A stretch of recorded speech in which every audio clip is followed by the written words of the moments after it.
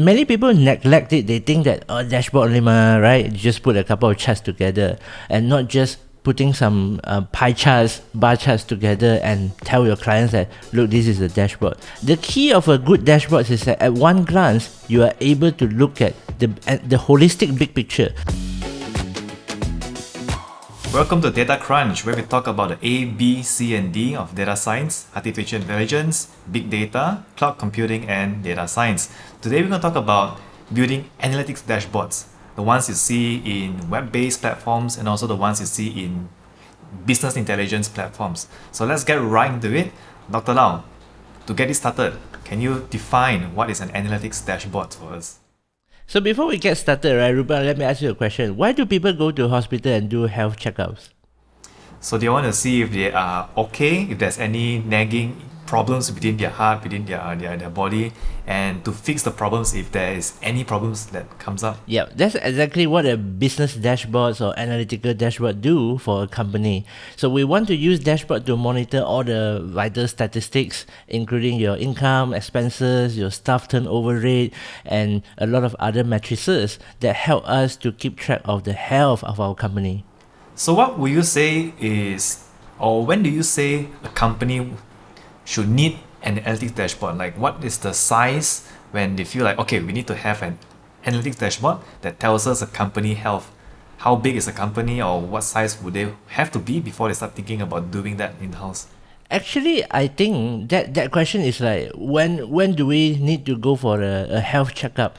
Like when a baby was just born, right? They if everything is well, the doctor checks and make sure all the basic statistics are okay. And I think if the business is doing fine, they have positive income, they probably don't have to rely so much on the dashboard right at the beginning. So, but I still think they should have one since day one.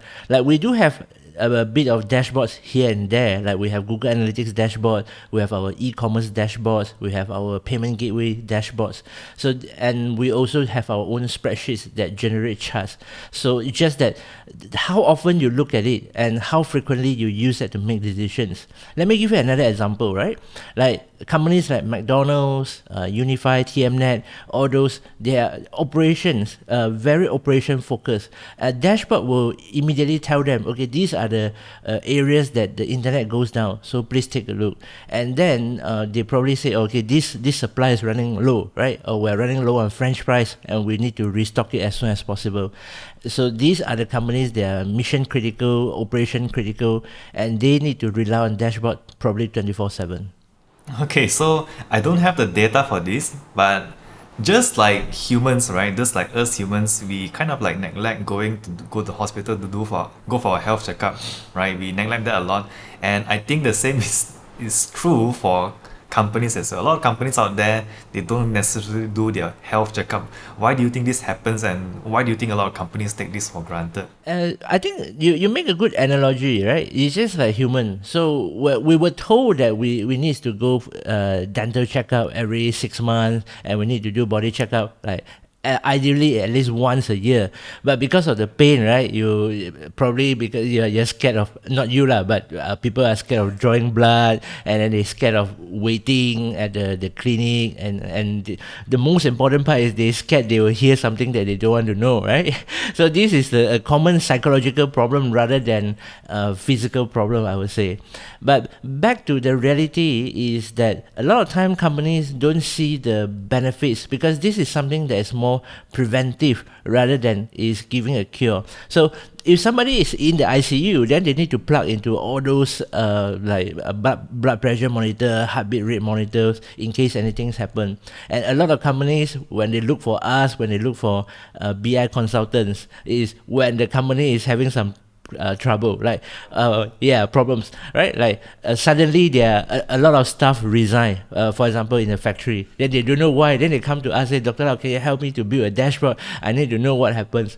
It's still not too late, but it's kind of late.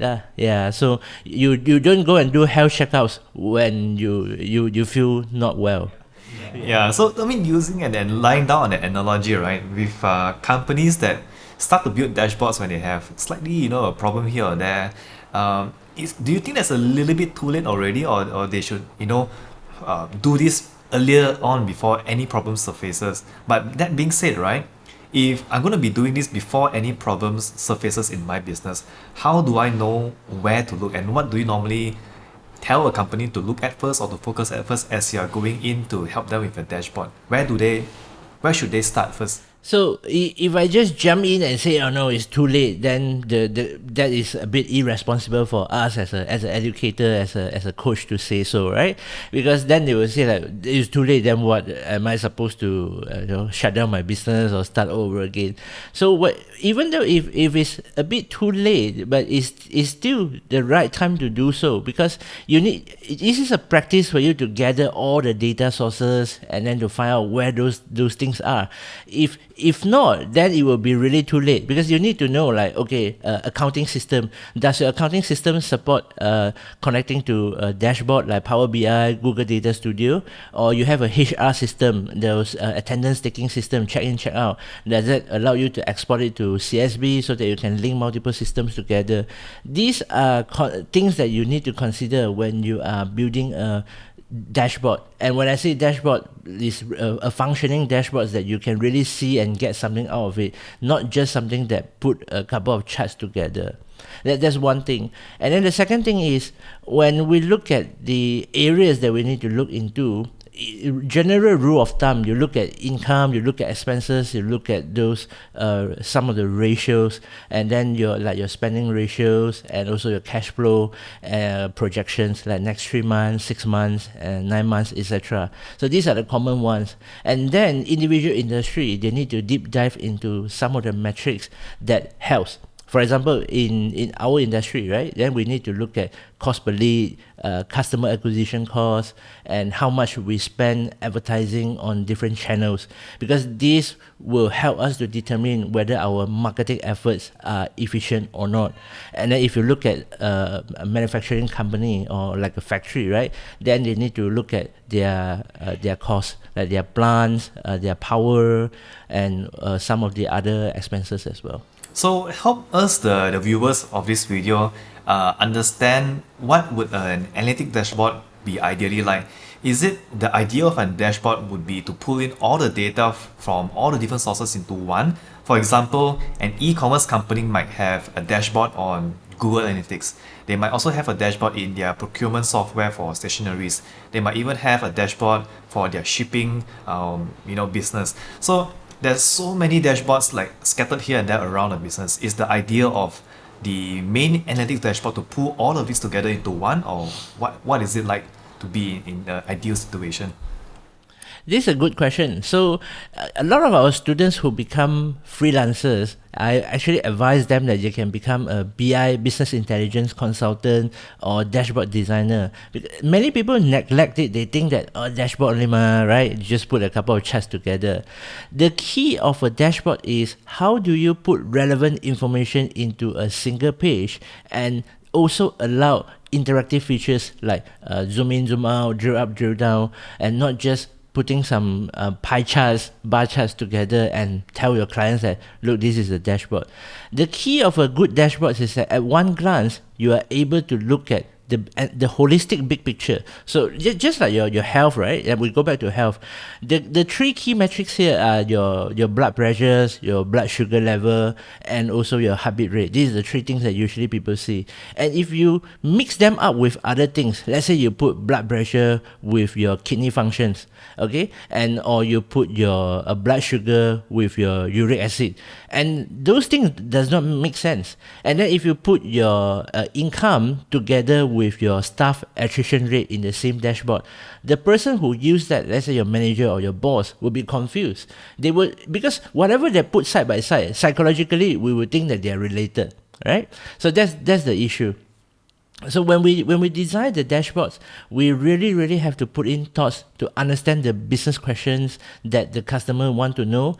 Ideally, what sort of problems that they are facing, and then how can we help them to use the dashboard to answer those questions. Okay, so to take aside a bit of what you mentioned earlier of our students becoming freelancers as BI freelancers to help businesses to pull in their data and build a dashboard, right?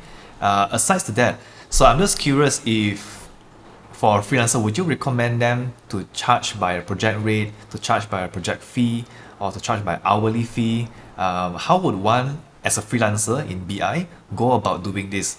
That's a quick sidetrack on this one. So usually I would suggest, like, if I were to do that, right, I would do a hybrid model. Basically, the initial part should be a fixed rate. That means we tell the clients that, okay, because go back to the previous question, they have a lot of data sources. So we ask them, okay, how many data sources you would like to pull in? So if you want to pull in from 3 different systems, HR, inventory, and procurement, all right, so these 3 systems, and then how many data sources are there? Are there 3 same systems, like they all came from the same source, give the same output, or one of them give you a database, one of them give you a CSV file, and the other one just generate Excel.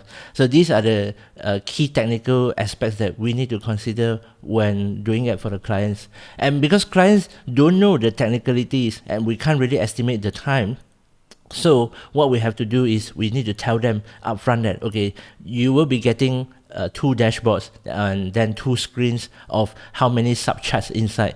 This is usually a good way to start. And then subsequently, if they want to add something, maybe they want you to customize the design. As usual, every designer will face this problem. Make the fonts bigger, make the icons, logos larger, etc. And this is when we start to charge by per hour, because those are the subsequent ongoing maintenance work that you really can't estimate how much work needs to be done. All right. So if you want to deep dive a little bit into freelancing and to find out how to navigate that messy world of freelancing, we do have an online program called Freelance Intensive. You can just check it out. We have put down inside the show notes in this video. So go and check that out. Now let's continue with our discussion here, right? So since we're talking about analytic dashboards, now what are some popular analytic dashboards that people normally use in the market, that you normally see company use? The top 3 most popular one will be Tableau, Power BI, and then Google Data Studio. This is not in any market share order, but it's more in the popularity that when students come to us, they say, oh, this is what our companies are using. Tableau is a powerful, is a market leader, I would say, but the price is more on the high side. And then Power BI is good, it's from Microsoft, affordable, and also it connects well with a lot of Microsoft systems, including Azure. And Google Data Studio right now is still free, and it's a cloud-based system, so you don't have to worry about, I need to download software, my colleague is using a Mac and I'm using a Windows, that sort of stuff. Yeah, so each of them has their pros and cons, but these 3 are the most popular one. And if you have a bit of technical background, or you have somebody who can handle the technical side for you, you can also use something like Redash, or I think it's Metabase. Yeah, so these are open source tools that we can use it and then host it our own. But most analytic dashboards, softwares and platforms these days are cloud-based, right? Are there still legacy or OS-based sort of like platforms out there? Yes, because even though it's cloud-based, but a lot of things are visuals, and we are dealing with large amount of data. So ideally, it's better to put some of those I would say computational intensive work on our device. Nowadays, our phones and laptops, iPads, these are very powerful. So when you are presenting to a client, it's still safer to use an apps. And so all this Tableau and Power BI or ClickView, those that I mentioned, they do come with desktop apps and also mobile applications. And during design at that time, right, it's easier to use those desktop applications as well. So, Dr. Lai, you have a lot of experience building, dashboards for companies and helping them make sense of the data, right? Now, in your experience, what is the usual challenges when one person come into building a dashboard? So the challenges from the consultant part of the site, where you go in to help them with the dashboard, and also the challenges from the business end of site, where they approach someone to get a dashboard built. What are the usual challenges that you normally see surface up? So from a consultant point of view, when we enter a project, right, we need to spend quite a bit of time to educate the client, to say these are the things that you need and these are the things that you don't need. Because what is inside their head is you can't really tell. Sometimes they don't know themselves also until they see that.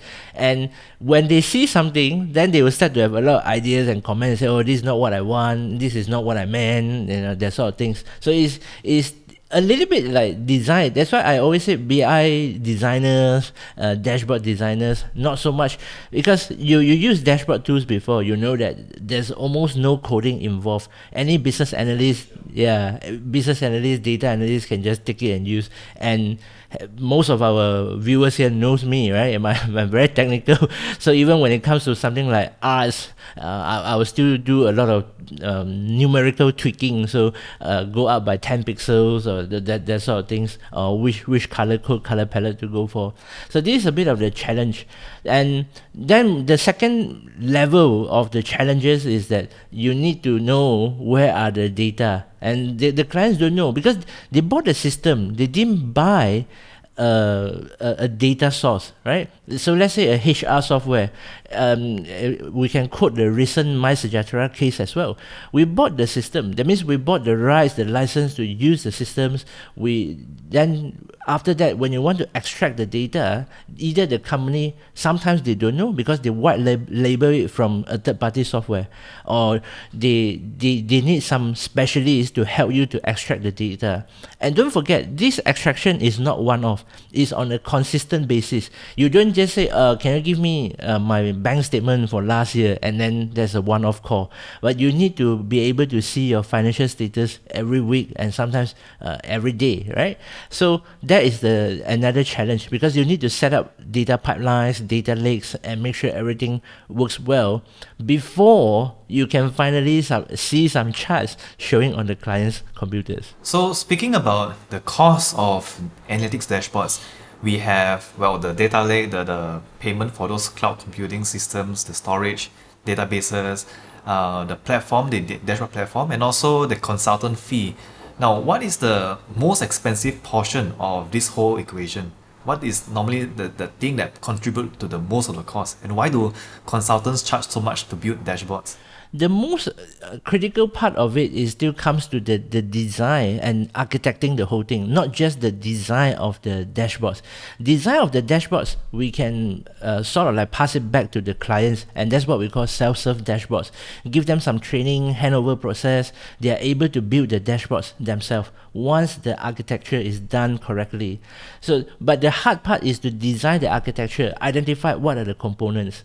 I think there was once somebody asked me on LinkedIn, they said, what is the difference between like data engineers and with someone like that does system development or BI development? So data engineers are somebody who look after the pipes. They need to know where to lay the pipes. But those people who build the components, who build the systems, they need to know where to install the taps. And those are the critical part. You don't want to install the pipes to somewhere that the tap cannot be installed. And so these two people have to work together. Of course, ideally, the dashboard designer should have some sort of basic cloud computing knowledge and SQL knowledge as well. And this is where I think it makes dashboard designers or BI consultants more valuable than just any business or data analyst. So it comes back to the thought process and also the thinking of the person handling the project, the BI dashboard designer, and how he or she architects the whole platform and to put in data into the platform, and then what to show on the dashboards that is meaningful for the business. So most of the important part falls back to that person, and that makes this learning how to build a dashboard a valuable skill, right? Would you say so?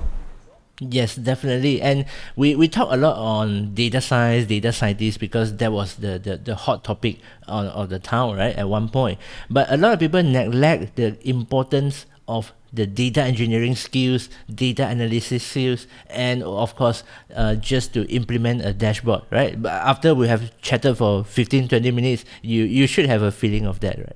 Right. And for people who wants to get into this field, right, to start building dashboards for their company, no matter the size, whether it is a small, medium-sized enterprise or a multinational enterprise, where can they start? Is the workshop we are running soon, the daily dashboard, a good place for them to start?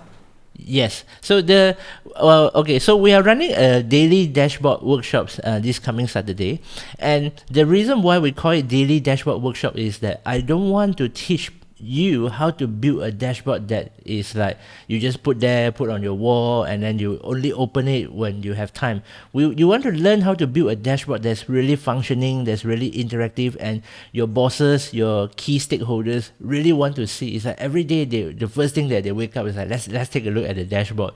Like when we run our new websites, right? Sometimes we launch like spaces.delete.io, or we launch some side projects like Corona Tracker. The first thing that we do every day when we wake up, we open up Google Analytics and to see the growth, like how many visitors we have yesterday, what is the bounce rate, and on our own site, every week during weekly meeting, we do look at how many subscribers we have grown in the past weeks, and also like whether people read our blogs or not, what are the mail open rate, etc. So these are what I mean by functioning and useful dashboards. It's not just something that put there and you only use it when you feel like it, and that's why we call it daily dashboard workshops. By the way, depending on the time you watch this video, you might have missed the live version of the Daily Dashboard Workshop, but fret not, we have plans to turn that into an online program. So by the time you watch this, we might have turned that into an online program already. So again, link is below this video. If you have missed it, you can join the online program and learn how to build a dashboard for your company. Now, I want to skip back a little bit to what you said earlier, Dr. Lau. We mentioned when we set up a site like Corona Tracker, we wake up in the morning to look at something like Google Analytics, right? So Google Analytics is sort of like a web-based dashboard, and it has two portions. One is real-time, but the real-time report tells us very little things, like tells us only, reports us like the current people who are on the site right now, and that's about it.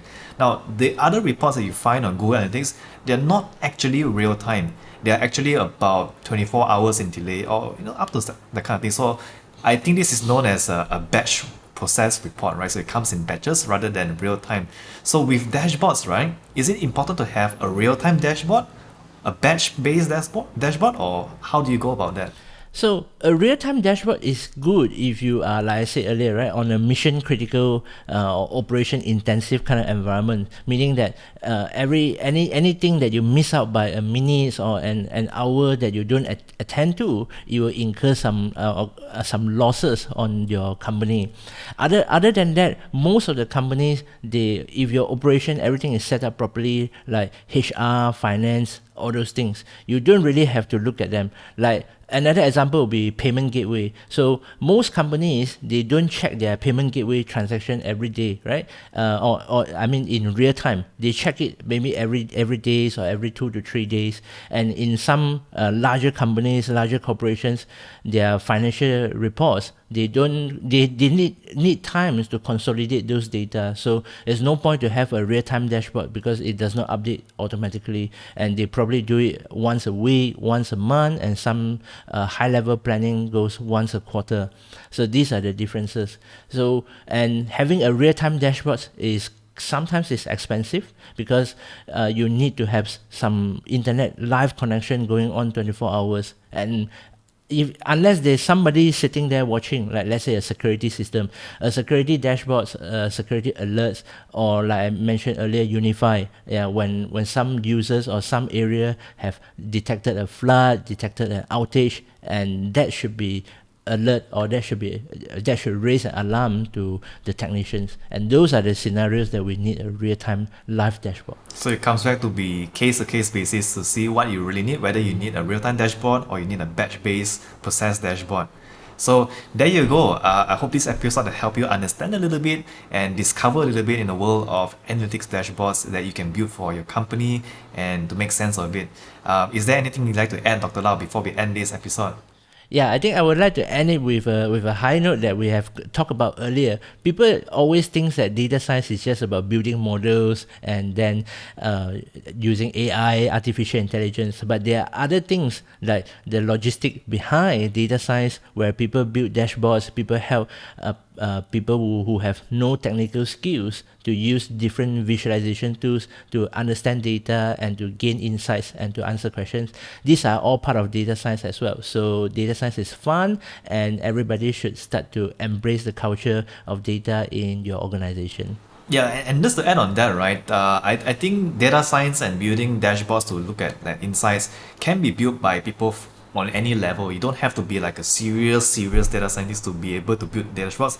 I mean, you as a marketer like myself or an executive can also build a mini dashboard to tell you certain insights about the work you do. Yeah, that's exactly right. I mean, you use GA Google Analytics better than me, right? Yeah, so that's a solid evidence. All right, so there you go. That's the episode about dashboard analytics. If you have questions, put them down in the comment section below, or you have requests for us to talk about a certain topic or a certain content, please just send it to us. You can drop me an email at ruben@thelead.io. Again, we're going to put that down inside the comment section, the show notes below. So you can email us with your ideas, your questions, and we'll be happy to create that into an episode for you the next time. So till next time, we'll see you.